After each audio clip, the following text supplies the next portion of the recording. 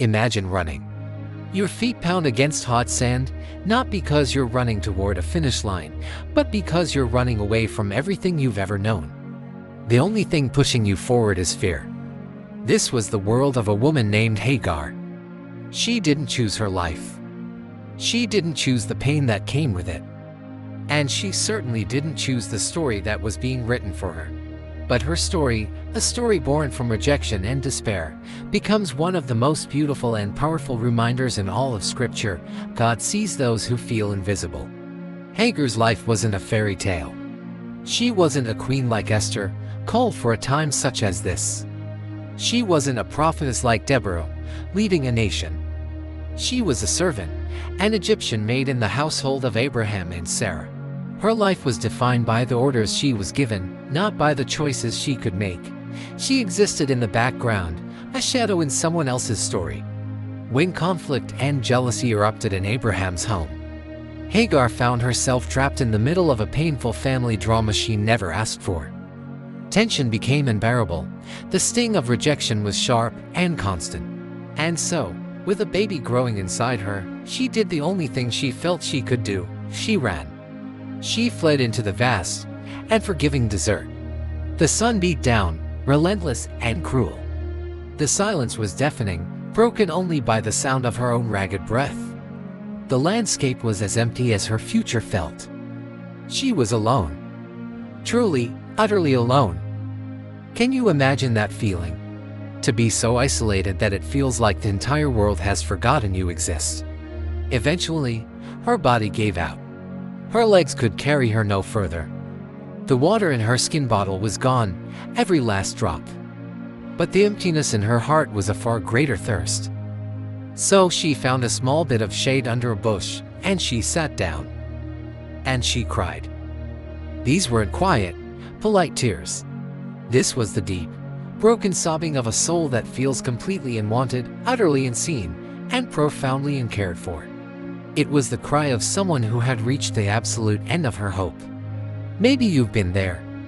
Maybe you've cried those same tears in your own kind of desert, feeling like no one in the universe knows or cares what you're going through.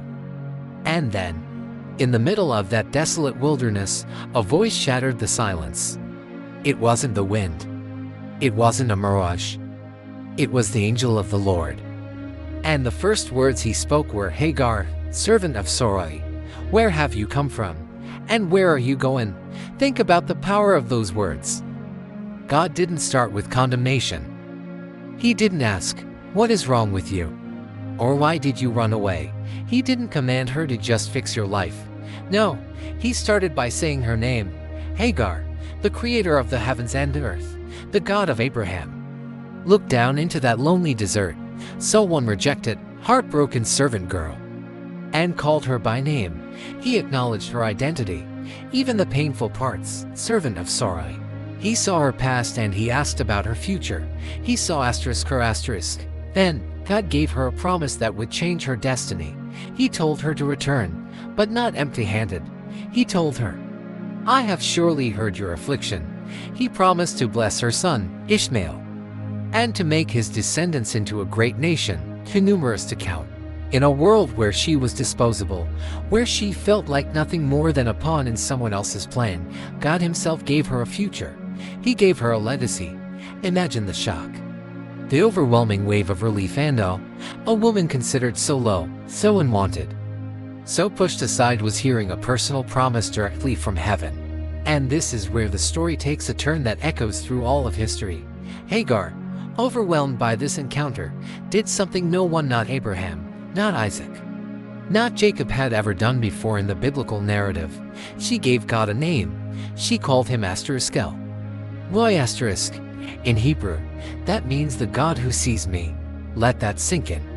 A foreign servant, or runaway in the desert, was the very first person in Scripture to give God this name. Not a patriarch, not a prophet, not a king, Hagar. Because sometimes, it's the people who feel the most invisible, who are able to see God the most clearly.